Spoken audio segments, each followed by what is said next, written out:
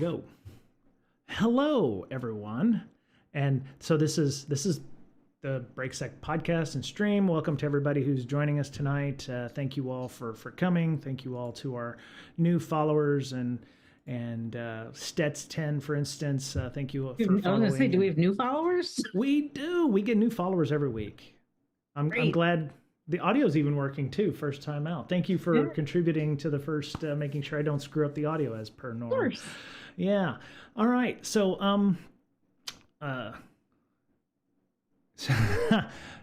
Oh, gross. Oh, okay. I was like, stream looks greasy. I don't know how to go with that. I don't understand. I just showered. Yeah, literally just showered. I ran a 4K today, so I'm not schwitzing or smelling like death. So yeah. All right, very cool, very cool. We, in our green room this week, as we're wont to do by having high quality interviews, we have AccidentalCISO, who is joining us as portrayed by a snifter of alcohol tonight. So some brown liquid. Some brown liquid that may be tea. It could be tea for all we know, just in a fancy glass. Right. So welcome to the show. Hello. Appreciate you having me on. This is gonna be fun. Very cool. All right. So I want to talk Miss Berlin a little bit. A couple weeks ago we were on. You were talking about potentially promotion. How's that going for you?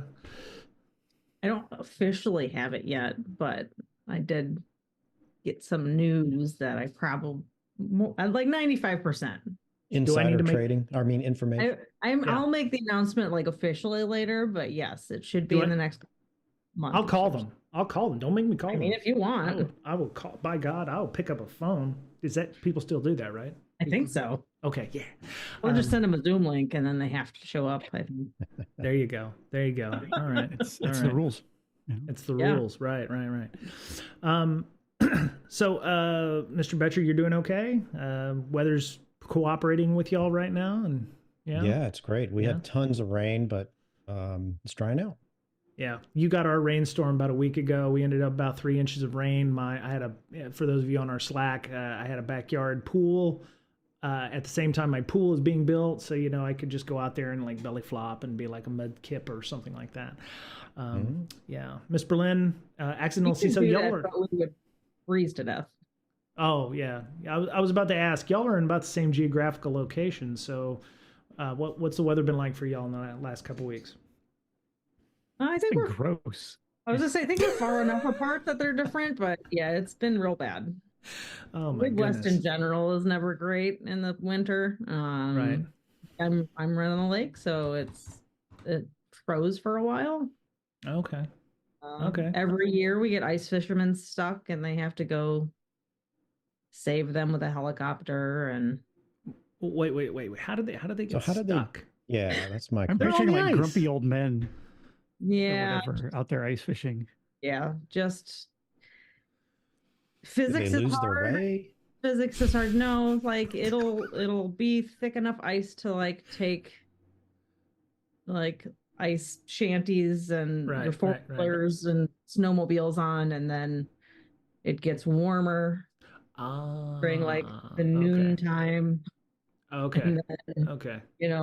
Lakes move and there's current, they were out on an island of ice and couldn't get back. Every year it happens, and it's a big thing. And they have to send a helicopter out, and then I'm sure these people are very sad when all the equipment sinks to the bottom of the lake.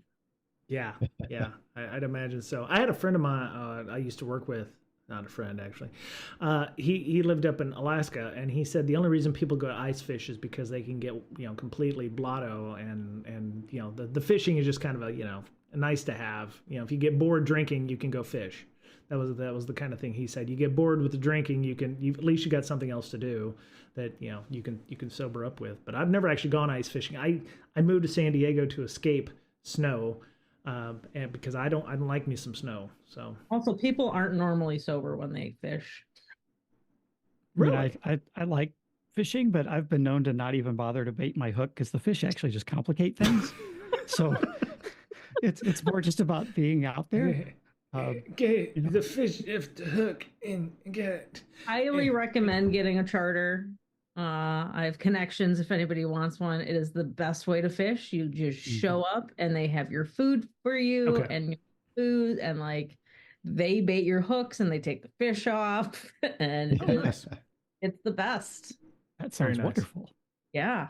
Super Very great. Nice. And they even clean your fish for you. They're like, how do you want it? Yeah, some of them do. Yep. Yeah. Yeah. Mm-hmm.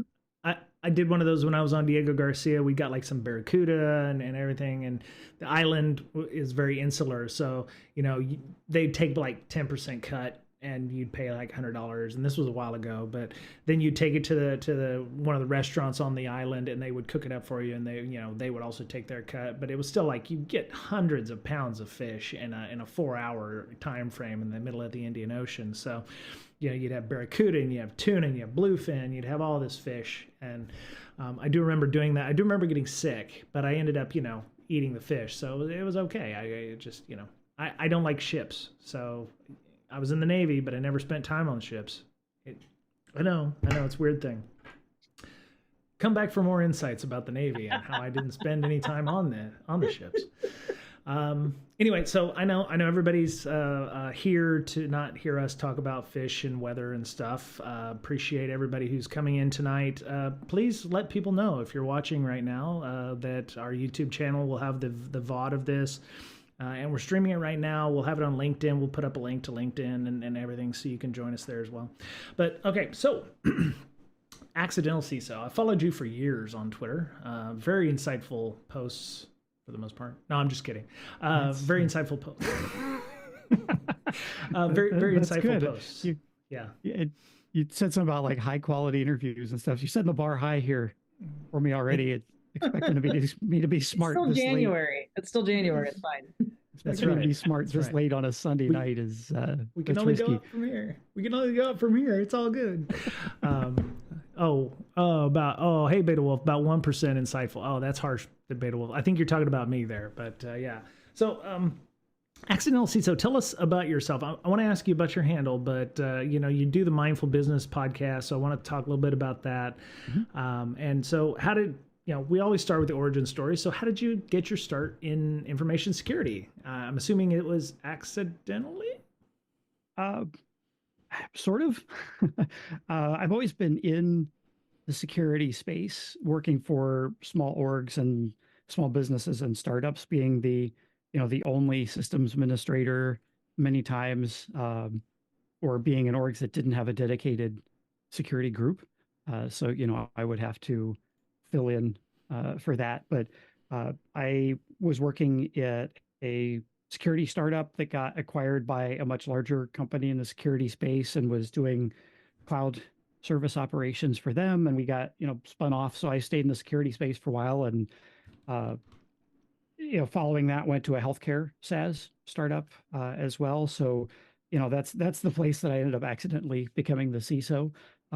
I've warned folks, if you take one thing away from this, is if you don't know who the CISO is, never, ever ask who the CISO is, because that just opens the door for somebody to say, oh, that's you, because you actually knew enough to recognize that, hey, somebody needs to be filling this role. And folks that didn't recognize that are going to be like, oh, well, you must be the person that's going to take this and run with it. So, and it's kind of funny because I had actually left the one company before that because I could see the writing on the wall that I was going to end up owning security there, and I didn't want that. And it wasn't long after I arrived at the new place that security managed to find its way back to me again. But interestingly enough, though, it's kind of where I found my place and my people. And as I was going through many of the frustrations of that, I created the Twitter handle to give myself a place to vent anonymously.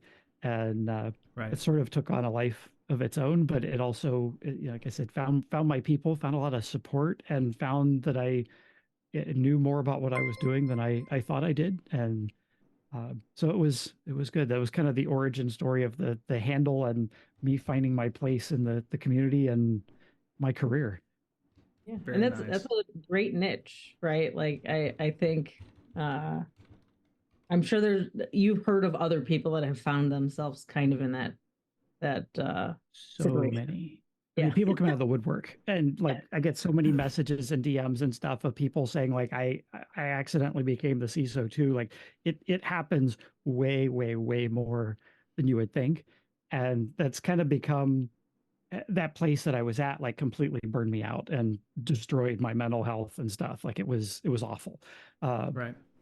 But when I left that, I still enjoyed helping people and wanted to find ways to help. So that's why I went into consulting, and my consulting practice in a lot of ways is sort of like a CISO whisperer now, or a CISO coach almost, with the advisory services that I do. I don't get named as the security officer, but I want to help other people who have found themselves owning securities, other accidental CISOs. They found themselves owning security, aren't sure exactly what to do, but they want to own it. They're up to the challenge, and they just need a little bit of help with the strategy and roadmap and prioritization and execution.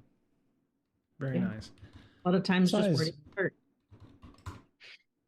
What size org is like a CISO needed?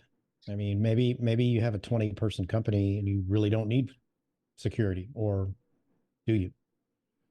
You need somebody who's accountable for it. But when you get into those smaller orgs, having somebody maybe outsourcing some of that expertise, working with a managed service provider or managed security service provider or something can help. It varies by organization and what they're doing. Because if you're a security company, you're going to need somebody in that role much earlier. Or maybe if you're in a SaaS company in a regulated space like healthcare, you may need somebody in that head of security role much earlier. But a lot of times I think it really just comes down to the point where owning the security program is more than somebody can do with a partial mind share. Like that, it can't be an also owned sort of thing. And I don't know, it a lot of orgs, it still ends up being the CIO or whoever's owning IT up even into hundreds of people sometimes before they have a outright CISO role. And a lot of times the CISO role will end up being a manager or a director level or something. That's also a little challenging because it's down a little bit low in the org to have a global mandate for security across an entire organization at that point. But right. Yeah, it's so difficult to say because it's going to be different for every org and every industry, and depends so much on what they're doing and what their customers are, what the business drivers are for security. Very nice. I've seen several blog posts, and one of the reasons that I've been trying to get involved with the local tech community here in the San Diego area, they have a lot of startups down here. Surprisingly, it's not as not Silicon Valley sized, but there's 10, 20, 30 different companies down here trying to build things up. And a lot of blog posts I've seen is like, who are the first 10 people you should hire? And the first 10 people you should hire are not security people. Actually, a lot of them is like, well, if you absolutely need somebody, compliance is going to be the first person that you need, because at some point somebody's going to be like, hey, do you follow FISMA, or hey, do you follow HIPAA, or hey, do you follow some kind of compliance requirement, and this is like, you need them right when you're going to hit that first big contract. It's like, okay, here's $100 million contract, and they're like, oh, are we compliant with this? I don't know, we need a GRC you have a person. Privacy officer, right? Do you have a privacy person? So GRC was like the first usually that comes up is like, in the security-esque realm that come up, but a dedicated security person was like ways down. It's interesting that you ended up, did you find that it was more security on the GRC side, or was more like strict security, like, you need to secure the clouds and all these things? So I've come up through a technical background, IT, network systems support, DevOps, cloud, SaaS operations, all that stuff, and worked my way over into leadership, through my business degree coursework, and that kind of stuff kind of helped me a little bit there. But yeah, I have done kind of across the board. These days, I don't get hands-on with my clients' technology. That's one of the, like, in my contracts, my statements of work specifically, I say that's out of scope. explicitly in every one that I do, because whoever touched it last owns it.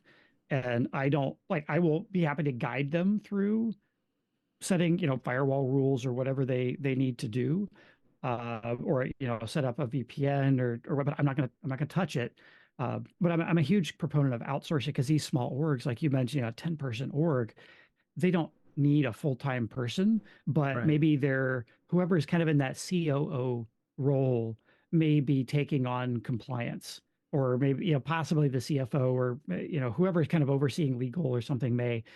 But that's exactly the space that I plan to help them, on a couple hours a week here and there, just to kind of guide them through that stuff and understand what are we agreeing to. And it's always fun when it's the contract's already signed and they're trying to figure out, do we comply, and how do we get compliant with this contract we just signed. But with small companies, that also happens a lot, and you gotta go chase the stuff and figure out how to do it later, I guess. Yeah that makes a lot of sense. So we'll talk about the podcast at the end, because I definitely want to make sure that we let people who are BrakeSec friends know about your podcast and what have you. So one of our topics was that came up was discussing your experiences when you were a new leader. So we've got some new leaders here. Mr. Betcher, of course, is in a senior leadership role. My job may be moving me into a manager of people role eventually in the next few months here with this reorg that I've mentioned to Mr. Betcher and Ms. Berlin. And then same for me. Yeah. I'll take all the advice I can get. Yeah. So we'll start with C, which is Ms. Berlin's question. What's a good piece of advice you've been given or that you impart to others that relates to leadership? Oh man. I think really it's a lot of it comes down to the difference between the boss and the leader. And there's that meme of, the boss is sitting behind the desk pointing, saying go to his direct reports or whatever. And then the frame under it is the leader who's out in front of them, pointing ahead of them all, saying, let's go. And that really is the biggest thing that I can say to folks who are becoming new managers, is being a manager and being a leader, two different things. And, a lot of times they come in the same role, but being a leader is about, being there with your team and supporting them and fighting them. And that's, one of the things that I've always just been a very grassroots leader, like in the trenches with my teams. Maybe that's partially because of my technical background as well, that I've been able to do that. But I think that's really the biggest one, is being able to make that distinction between being a boss and a leader, and being the person that takes care of the team and looks out for them and their well-being. Because so many of us in security, especially, like, we don't know our limits very well, and we tend to push past them pretty easily. And a lot of times we need the opposite of what Management 101 might teach you about trying to manage and motivate people. A lot of us need pulled back sometimes. Right. And I've seen, and I know people talk about this all the time, and I've seen it a whole bunch in my career, but how many times the most senior person that's been there the longest is the one that's promoted to a leadership position, right? When that's not necessarily something that they want or something that they're good at. Like, they may be great technically, but they are not good leaders. And I love the whole leader versus boss thing, because I've always been nervous about I've always been a natural born leader, because I enjoy doing stuff like that. But I think if you look at it from I'm going to be a leader perspective and not I'm going to be a boss perspective, I think it usually goes so much better. So I've been collecting those pieces of advice like Pokemon. Nice. The best one that I've gotten so far is when I first started doing even like part-time leadership stuff at work. I met with Ian Meyer, and because he had done like huge teams at Marriott and like just had been leading teams for forever. And the one piece of advice I remember writing down was make sure your team knows that there's a certain expectation of failure, not because you think they're terrible and that they're going to fail, but because if there's always just a certain expectation that you can be a human, that it's not a big deal when you do fail. Right. Yeah, that's a really good point. So one question I've got is you said you sometimes like to be in the trenches with folks. Have you ever found yourself, have you ever been told, hey, you're supposed to stay up here because you're going to help be that shit filter between upper management and these folks? If you're down here with them, you can't play both sides of the aisle, so to speak. You're either a manager or you're a doer. You can't be a manager doer. Have you ever had any discussions about that? Yes, but I've had the absolute opposite a discussion of that. I have in multiple companies actually where I have tried to create that separation to be able to focus on, stay above the weeds so that I can focus on strategy and supporting and enabling the team and pull my feet out of the day-to-day technical stuff. And because leadership knew that I was capable of that, continued to try to push me back down. And I've had in multiple orgs been told almost verbatim in both places, quote, we can't afford to have a manager who just manages and doesn't do. And so you have to do both. And so it's forced me to have to be able to pivot back and forth a lot, which now in my consulting is actually good because I've gotten used to that pivoting. But in my consulting, I'm able to control and set boundaries a little better than when I was an employee.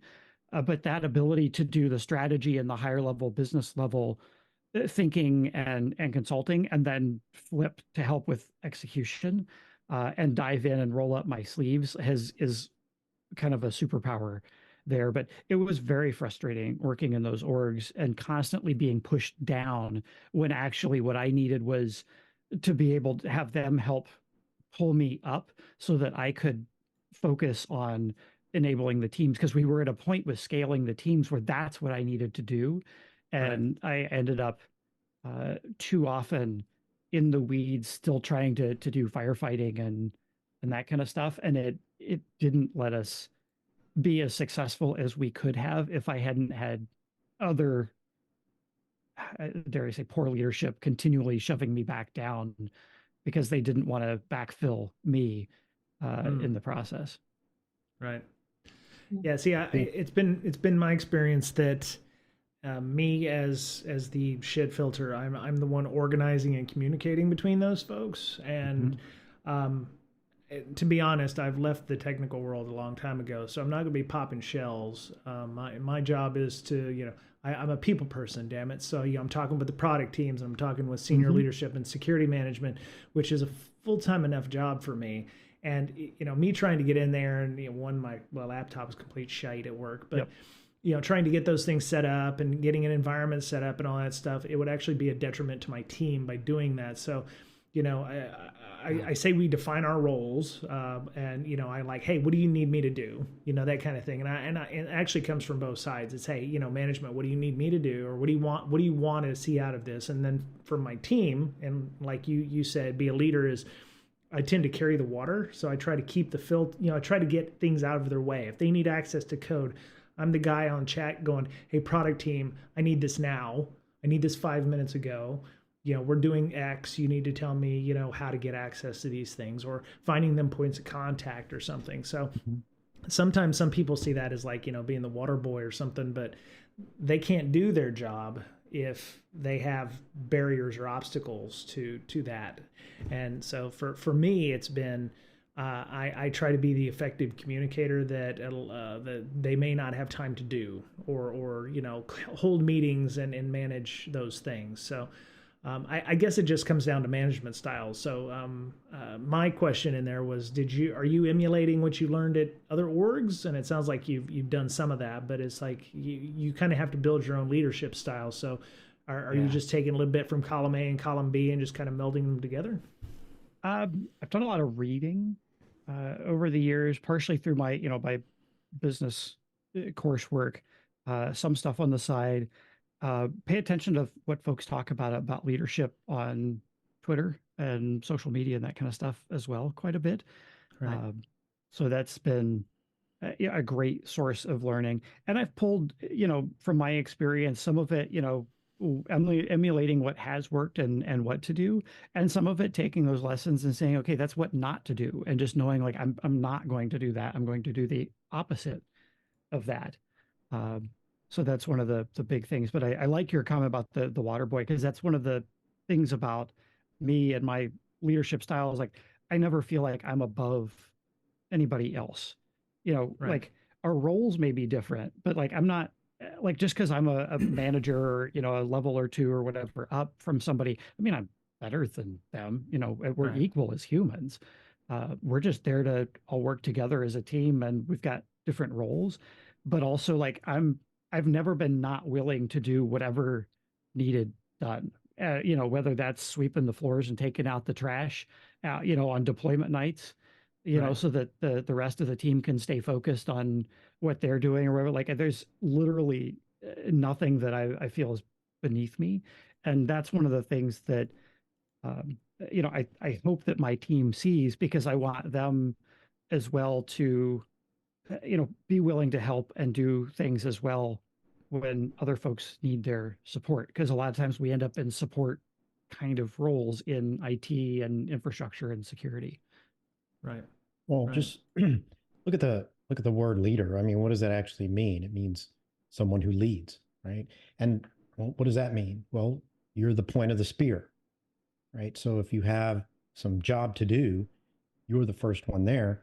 You're removing roadblocks, as Amanda said. You're making it easier for the rest of the team to do their job, right? And when I have a one-on-one with a manager and they pile on a week's worth of work during that meeting on me, that's not removing roadblocks. I need to come out of a one-on-one and my job just got a little bit easier, right? Because they're a step above me and they're able to have those tough conversations with their peers to say, hey, my guy needs this, right? In order to get that important task done.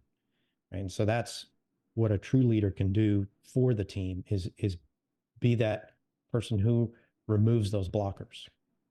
Right. Yeah, absolutely. And when things go well, gives the credit to the team. That's the other thing that, your team needs to see is like they get credit for the good stuff and you own the bad stuff. And, Right. That's part of the shit filter as well, is because then when stuff goes bad, you own it. So it doesn't have to come all the way downhill to them. Yeah. And Yeah. that You take accountability goes a responsibility. long way. Mm-hmm. You make sure that the excrement doesn't go any further than you, right? We hope you enjoyed part 1 of our discussion with Accidental CISO. You can find Accidental CISO on Mastodon and Twitter at Accidental CISO. Real simple. You can find Miss Berlin on Mastodon at InfoSister at infosec.exchange. You can find Mr. Betcher on Twitter at BetcherPwned, BoettCherpwned. And you can find me on Twitter and LinkedIn at Brian Brake, BryanBrake. Find our website, breakingsecurity.com, BrakeIng security.com. Our YouTube is youtube.com/@BrakeSecEd. You can like, follow, and ring the bell when we put new content up there. Our Twitch is twitch.tv/BrakeSec. And we'll be back next week with another show. Take care. All the links to various things are in our show notes here. You can find those. And have a great day.